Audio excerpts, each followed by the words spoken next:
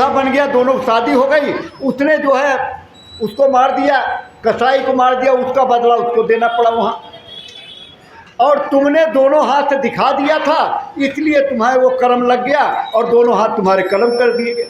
तो अरे भाई बहनों, ये हमारे जो कर्म हैं अच्छे बुरे, अरे भीष्म पितामह को 100 जन्म याद था, बाणों पे सैया पे लेटे हुए महाभारत कुरुक्षेत्र में, और कहने लगे अरे कन्हैया 100 जन्म याद है, मैंने कोई बुरा काम नहीं किया है, ये सजा क्यों मिल रही है। कृष्ण भगवान ने देखा, कहने लगे 101 जन्म पीछे चलो। जब 101 जन्म पीछे गए, बोले आप राजकुमार थे, रथ पे जा रहे थे, आगे घोड़े रुक गए। आपने पूछा घोड़े क्यों रुक गए, तो बोले 2 मुँहा सांप आ गया है। सारथी ने बोला 2 मुँहा सांप आगे आ गया है। आपने शब्द भेदी बाण से मारा, वो बाण ले गया उस सर्प को एक कांटे वाली झाड़ी पे फेंक दिया, और उसको कई दिन लग गया मरने में, क्योंकि खून रिश्ता रहा, रिश्ते रिश्ते वो मर गया। उसकी सजा आपको मिल रही है। अरे प्रेमी भाई बहनों, हमें आप तो पिछले जन्म का नहीं याद है, हमने क्या किया क्या नहीं। बाबा जय गुरुदेव जी महाराज ने कहा कि बच्चा तुमने क्या किया क्या नहीं किया वो तो सब भूल गया, लेकिन आगे मत कर, आगे कोई गलत काम मत कर। आगे दिन भर 22 घंटे संसार में अपने नौकरी करते हो, खेती बाड़ी करते हो, बिजनेस करते हो, उसका अपने परिवार की सेवा, और उसमें से निकाल करके सुबह 1 घंटा और शाम को 1 घंटा अपनी उस जीवात्मा को दे दीजिए। अपने जीवात्मा के लिए कुछ कर दीजिए। भगवान के सामने 2 आंसू गिरा दीजिए उस जीवात्मा के लिए, जिसके बाद इस शरीर का कोई मतलब, इस शरीर के लिए क्या नहीं करते। झूठ करो, बेईमानी करो, छल करो, कपट करो, क्या क्या नहीं करते हो। कहीं जाते हो, आज सत्संग में आना था तो घर में जो कपड़ा पहने रहते हो बदलते हो, बढ़िया बढ़िया कपड़ा, और कहीं शादी ब्याह में जाना है तो टूटेट बूटेट, अब सर्दी आ गई, अरे जरा परफ्यूम वर्फ्यूम लाओ भाई बढ़िया वाला, जिससे बढ़िया महके, लोग जाने फलाने जा रहे हैं तो खूब छिड़क लेते हो। खाना बढ़िया बढ़िया खाते हो, किसके लिए खाते हो, शरीर के लिए खाते हो, शरीर के लिए। बढ़िया कपड़े पहनते हो, किसके लिए पहनते हो, शरीर के लिए।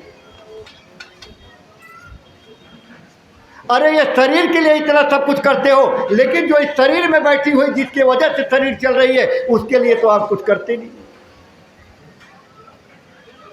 ध्यान से सुनिए।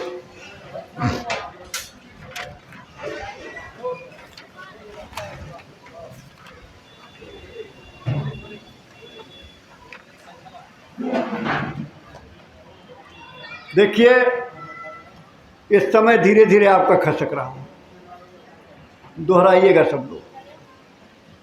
और चली जा रही है उम्र धीरे धीरे, चली जा रही है उम्र धीरे धीरे, चली जा रही है उम्र धीरे धीरे, चली जा रही है उम्र धीरे धीरे।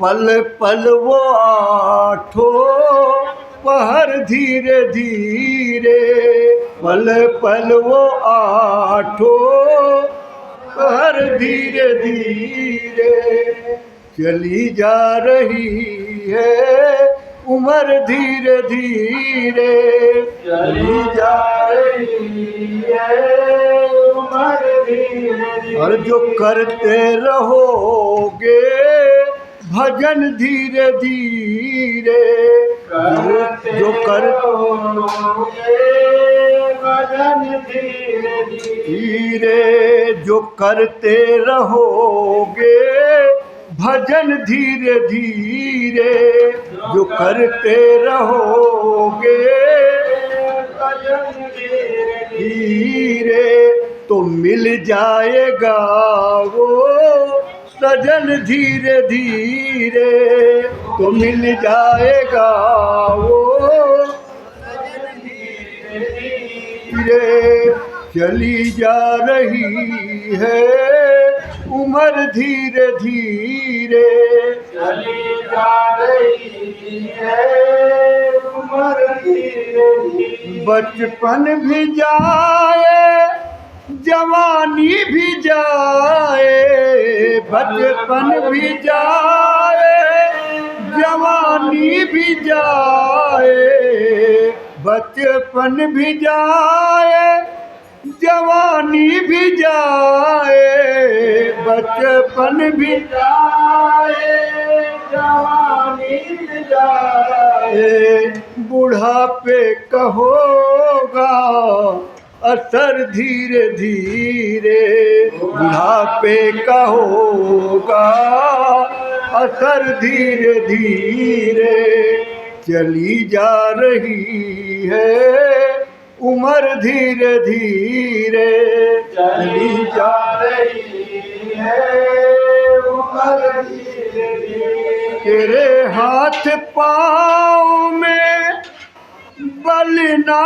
रहेगा, तेरे हाथ पाँव में बल ना रहेगा, तेरे हाथ पाँव में बल ना रहेगा, तेरे हाथ पाँव में बल ना रहेगा, झुकेगी कमर झुकेगी तुम्हारी कमर धीरे धीरे, झुकेगी तुम्हारी कमर धीरे धीरे, चली जा रही है उम्र धीरे धीरे, चली जा रही है उम्र धीरे धीरे, बुराई से मन को अपने हटा दो, बुराई के मन को अपने हटा लो, बुराई से मन को अपने हटा लो, बुराई को अपने मन को हटा लो, तो बन जाएगा तेरा जीवन धीरे धीरे, बन जाएगा तेरा जीवन धीरे धीरे, चली जा रही है उम्र धीरे धीरे, चली जा रही है उम्र धीरे धीरे, हर चली जा रही है उम्र धीरे धीरे, चली जा रही है उम्र धीरे धीरे। देखिए, हम बच्चे का जन्मदिन मनाते हैं, ये तीसरा जन्मदिन है, चौथा जन्मदिन है, 8वां जन्मदिन है, 20वां जन्मदिन है, लेकिन ये कोई नहीं कहता बच्चा तुम्हारा 20 वर्ष कम हो गया। धीरे धीरे स्वास्थ्य की पूंजी कम हो रही है, उम्र कम हो रही है, ये धीरे धीरे बुढ़ापे की तरफ चले जा रहे हो, और ये सब हो जाएगा और एक दिन ये जीवात्मा निकल जाएगी तो शरीर मुर्दा हो जाएगा। इसलिए प्रेमी भाई बहनों, देखो ये बाबा जय गुरुदेव महाराज के उत्तराधिकारी पूज्य पंकज जी महाराज जो 108 दिवसीय काफिला लेकर के निकले हुए हैं मथुरा से।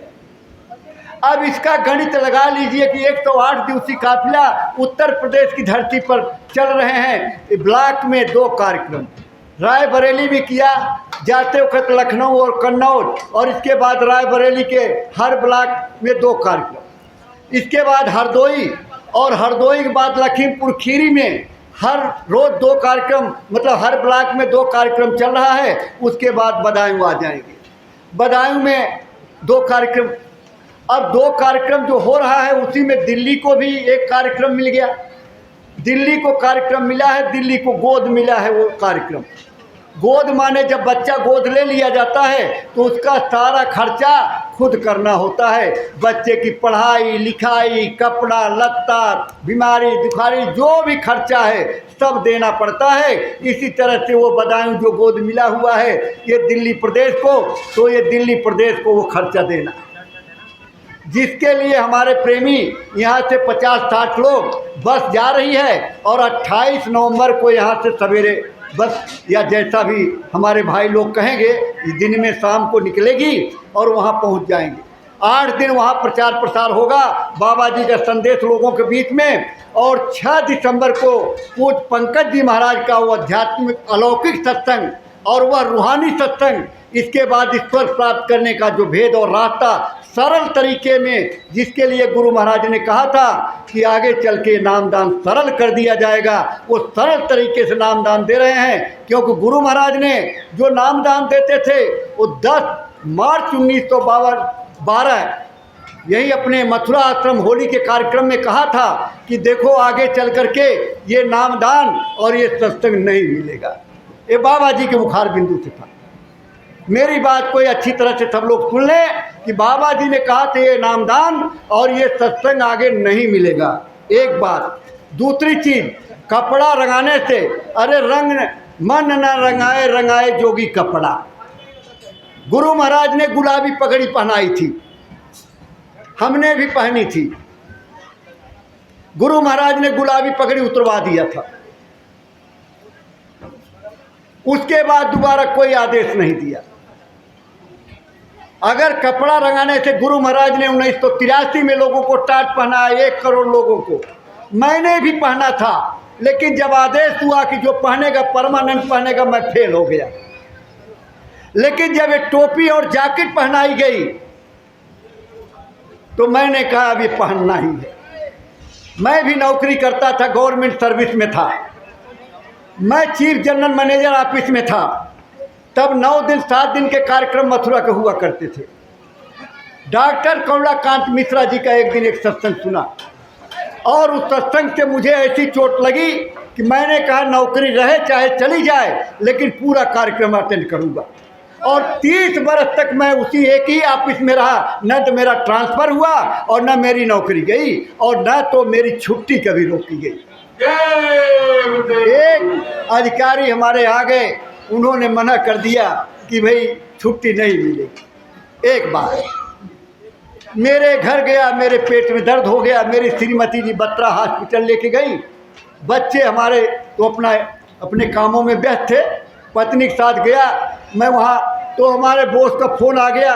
पत्नी ने उठाया कि कहने लगे तिवारी जी को बोल दो कि चले जाए मथुरा। बोले मथुरा क्या, तो अस्पताल में है? बोले अच्छा कह दो चले जाए। बोले जाएंगे। फिर अस्पताल मेरी झगड़ा हो गई। वो बोले क्या चाहते हो? मैं कह दो मेरी छुट्टी लो, मेरी छुट्टी करो। बोले अच्छा कल आपका अल्ट्रासाउंड है, फिर छुट्टी कर देंगे। फिर मेरी छुट्टी हो गई। अब छुट्टी होने के बाद मैं फिर पूजन वाले दिन पहुंच गया अपने मथुरा, पूजा करके आया। तो प्रेमी भाई बहनों, जब गुरु महाराज कहते थे बच्चा ये संकल्प कर लिया कि इतनी तारीख से इतनी तारीख तक कार्यक्रम है, तो आपको सब कुछ छोड़ करके और चले जाना चाहिए, ऐसा विश्वास रखना चाहिए। जब विश्वास करोगे तभी कुछ होगा। लेकिन यहाँ यही नागलोई आपके पड़ोस में यही एक प्रेमी ताला लगाए और ताला जो है बंद कर दिए, चले गए। लेकिन वो ताला बंद नहीं हुआ, जब कुंडी लगी रह गई और वहाँ मथुरा पहुँच गए। और किसी ने फ़ोन किया भाई तुम्हारा तो ताला खुला पड़ा है। बोले अब खुला रहने दो, मैं आऊँगा नहीं, मैं अब कार्यक्रम के बाद आऊँगा। आए तो कुछ भी नहीं। अभी 2 साल पहले की बात है, हम लोग चले गए, हमारी बालकनी खुली रह गई। हमारे किसी ने फ़ोन किया कि आपकी बालकनी खुली है। हमारी मैडम कहने लगी कि बालकनी खुली रह गई। मैं कहा खुली रह गई तो खुली रह गई। अब तो कार्यक्रम में आए हो, यहाँ की सोचो, वहाँ की सोचने की जरूरत नहीं है। आप यहाँ की सोचोगे तो वो वहाँ की सोचेंगे, और आप वहाँ की सोचोगे तो आपकी भी नहीं सोचेंगे। इसलिए प्रेमी भाई बहनों, जब वहाँ दरबार में जाओ तो यहाँ की छोड़ दो, इनके ऊपर सौंप। जैसे एक प्रेमी, अब बहुत लंबा नहीं करूँगा, एक प्रेमी बेचारा बहुत प्रेमी था, बहुत बढ़िया भाव था। बिटिया की शादी पड़ गई। अब उसी टाइम उसकी सेवा लग गई। अब सेवा लग गई, अब सोचने लगा सेवा में जाऊँ कि बिटिया की शादी में जाऊँ। अब ये उथल पुथल करते करते वो तय किया कि नहीं, शादी तो हो ही जाएगी लेकिन सेवा नहीं मिलेगी। अगर सेवा चली गई तो सेवा नहीं मिलेगी, तो वो सेवा में चला गया। सेवा किया, उधर कार्यक्रम खत्म हो गया, इधर बिटिया की शादी खत्म हो गई। लेकिन जब घर लौटने लगा तो क्या क्या उसके दिल पे बीत रही होगी, ये सब अनुभव करिए कि अभी घर जाऊंगा, बीवी क्या क्या बोलेगी, घर में लोग क्या बोलेंगे, रिश्तेदार क्या बोलेंगे। लेकिन जब वो गया तो गए भाई, तो घर में फटाफट पानी आया, फिर नाश्ता वास्ता आ गया, चाय बन के आ गई। वो बड़े असमंजस में, बोले कुछ बोल ही नहीं रहा, कोई हुआ क्या। 4 दिन बाद बिटिया आ गई पग फेरे पे। अब बिटिया आई तो एल्बम, ये तो वीडियो वाला नहीं हिसाब था, एल्बम था तो एल्बम लेके आई, तो उसमें सब फोटो दिखाने लगी। तो पिताजी सब जगह मौजूद, कन्यादान में मौजूद, बारात के स्वागत में मौजूद, हर जगह मौजूद। अब वो बड़े अचंभत, बीवी बोली क्या हो गया? अरे बोले क्या हो गया, ये मेरी फोटो। बोले अरे आपकी नहीं तो और किसकी फोटो है? तो बोले मैं तो था ही नहीं। अरे बोले पागल बना रहे हो? बोले अरे नहीं भाई मैं तो था ही नहीं। बोले क्या मतलब? बोले मैं तो सेवा में था। इसका मतलब गुरु महाराज यहाँ ड्यूटी दे रहे थे। भगा फिर और जा करके चरणों में गिर पड़ा, कहने लगा मालिक इतनी बड़ी तकलीफ उठाते हो? अरे प्रेमी भाई बहनों, गुरु महाराज ने कहा कि बच्चा तुम 1 कदम चलोगे, मैं 10 कदम चल करके तुम्हारी सहायता करूँगा, तुम्हें दया बटी। और आप सोचते हो कि गुरु महाराज कुछ है ही नहीं। गुरु महाराज ने कहा इस मंदिर में आते जाते रहना, बरकत मिलेगी, और आप उसको भूल गए। गुरु महाराज के उस गुरुद्वारे नानक जी नरकाना में पैदा हुए और उनकी कर्म भूमि रही गोल्डन टेम्पल अमृतसर में। आज विदेशों से भी लोग आते, सरदार भाई जाते उनके गुरुद्वारे में, और वहाँ जन्मभूमि में हमारे गुरु महाराज की जन्मभूमि खितौरा का मंदिर गुरु महाराज ने अपने समय में शुरू कर दिया था। और आज पूज्य पंकज जी महाराज उस पर कलश चढ़ा करके इतना सुंदर मंदिर बनवा दिया। आगे फाउंडेशन, फुहारा, इतना बढ़िया पार्क और ऐसे पेड़ पौधे, इतना भव्य। और उस जगह के लिए बाबा जी ने कहा है कि 10 करोड़ लोग यहाँ इकट्ठा होंगे। क्या झूठ हो जाएगा? ये सब झूठ होगा क्या? लोग आपको भकाते हैं, फुसलाते हैं, आप जानो आपका काम जाने। बाबा जी ने ये कहा था बच्चा मुझे देखो, अपने देखो, तीसरे के बीच मत लाना, नहीं तो फंस जाओगे। बोले जिसको मैं नाम दान दिया हूँ उसकी संभाल मैं करूँगा, उसे 84 नरक में नहीं जाने दूंगा, लेकिन कोई हाथ झटक के चला जाएगा तो उसका मैं क्या करूँगा?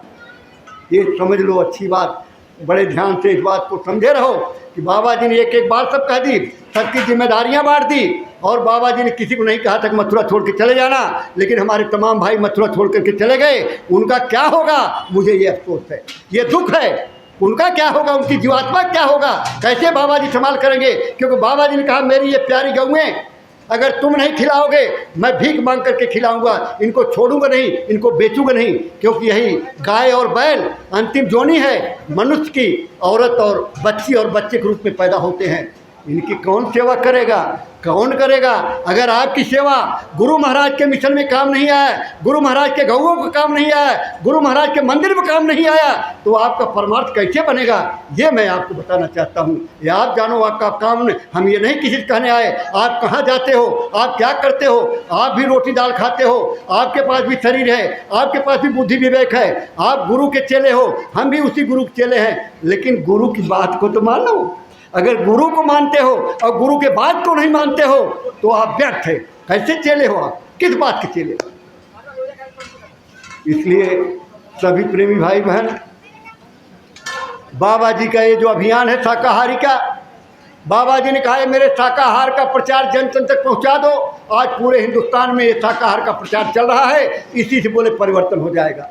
अभी देखो लड़ाई चल रही है आपका यूक्रेन और उधर रसिया से, रूस से, और इधर हमास और इजराइल, और ये देखो लड़ाई उधर मुसलमान भाई कंट्रियां वो भी कूदने को तैयार हैं। गुरु महाराज ने कहा था कि मुसलमान कंट्रियां आपस में लड़के मर जाएंगी, घर घर में लड़ाई होगी, गृह गृह युद्ध छिड़े। आप क्या समझ रहे हो? आप बड़े सुखी हो, आप पैसा वाले हो, आप धन वाले हो, आप कोठी वाले हो? अरे कुछ नहीं रहेगा। बोले समुद्र के किनारे रहने वाले शहर 4-4 किलोमीटर ऐसे उड़ेगी बिल्डिंगें, बह के स्वाहा हो जाएगा, ये पता ही नहीं होगा यहाँ शहर भी रहा था। वो दिन आएगा। इसलिए प्रेमियों हाथ जोड़ने आया कि सभी लोग शाकाहारी हो, सब लोग शाकाहारी हो जाइए। किसी भी मांस का आहार मत करो और ऐसा कोई नशा मत करो जिससे माँ बहन की पहचान खत्म हो जाए। ये 2 चीज़ें जब हो जाए छोड़ दीजिए। तो आइए मथुरा 4 दिसंबर, 20 दिसंबर से 24 दिसंबर दादा गुरु का भंडारा। जिस दादा गुरु ने इन्हें आदेश दिया कि मेरे इस दौलत को लोगों को बांट दो, इन्होंने कहा मेरे बस का नहीं है। समझ लो, इन्होंने कहा मेरे बस का नहीं है। उन्होंने कहा मैं शरीर में आ नहीं सकता, तुम बांटोगे नहीं, जीवों का क्या होगा? तो इन्होंने एक प्रार्थना किया कि मैं बांटूंगा तो, लेकिन संभाल आप करेंगे, संभाल आप करेंगे तो मैं बांटूंगा। दादा गुरु ने कहा ठीक है तुम बांटो, संभाल मैं करूंगा। अरे प्रेमी भाई बहनों, उस दादा गुरु का भंडारा है और लोग कहते हैं कि दादा गुरु का भंडारा तो गुरु महाराज किया करते थे, हमें क्या जरूरत है करने की, हम क्यों करें है? अरे दादा से पोता ज़्यादा कीमती माना जाता है, दादा के लिए तो पोता बहुत बड़ी चीज़ है। और आप लोग इस तरह कहते हो कि हमारा कोई लेना मत करो, आप जानो आपका काम जाने। सच्ची बात जो है मैंने आपके सामने रख दिया कि दादा गुरु का भंडारा 20 दिसंबर से 24 दिसंबर मथुरा आश्रम से होगा। बाबा जी ने कहा परिवर्तन होगा, मथुरा से होगा। एक बात याद रखिए, जिस तरह से एक जहाज पे पक्षी जा रहा था, समुद्री जहाज पे, और बीच समुद्र में चला गया, पक्षी दुनिया भर की जगह उड़ लिया, नहीं मिली, आकर के जहाज पे फिर बैठ गया। तो ऐसे उड़ जहाज से पंछी उड़ जहाज पर आवे, इसी तरह से जो भी है एक दिन उनको मथुरा आना ही पड़ेगा, ये समझ लीजिए। नहीं आएंगे तो काम नहीं होगा। ये तो आप लोग इस चीज़ों को ध्यान से रखिए। आगे दिल्ली में कार्यक्रम बराबर चल रहे हैं। आप प्रेमी भाई बहन, गुरु महाराज ने कहा कि जहाँ भी सत्संग की बात आए आप जरूर पहुँचिए।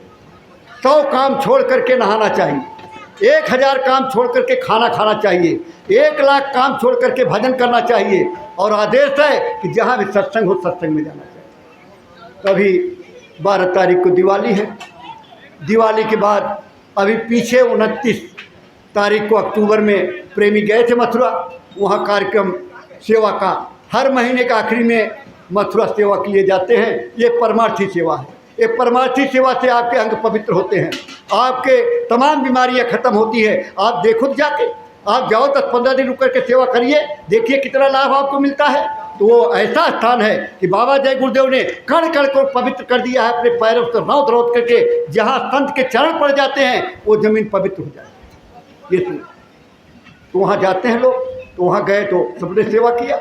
और आज यहाँ कार्यक्रम था, 19 तारीख को शाहदरा में कार्यक्रम है। ये पर्चा अभी आपको मिल जाएगा, और जो नहीं आए हैं जिम्मेदार लोग भी पर्चा ले लेंगे, उनको भी दे देंगे, तो वहाँ लोग पहुँचेंगे। इसके बाद 26 तारीख को इंदिरापुरम नज़दीक में ही है। जैसे आप सकरपुर लक्ष्मी नगर पार करते हैं, आगे ये गाजीपुर बॉर्डर, और बॉर्डर को पार करेंगे तो एक नहर आती है, नहर नाला, उसके साथ ही बाएं हाथ पर रोड जाता है। वहीं एक बहन जी हैं, भाई साहब अपने गोरखपुर साइड के हैं, उनके यहाँ कार्यक्रम रखा गया है।